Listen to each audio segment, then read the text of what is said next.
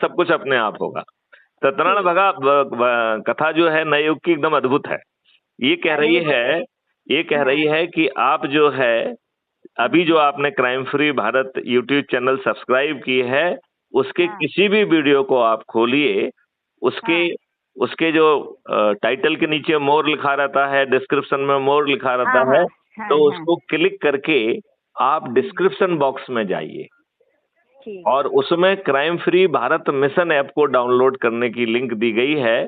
तो उससे crime free Bharat mission app download कर लीजिए। ये कुटुंब ऐप के द्वारा एम्पावर्ड है। इसमें अपना फोटो डालिए, अपने बारे में 2 लाइन लिखिए, जिस एरिया में आप रहते हैं उसका एरिया पिन कोड लिखिए।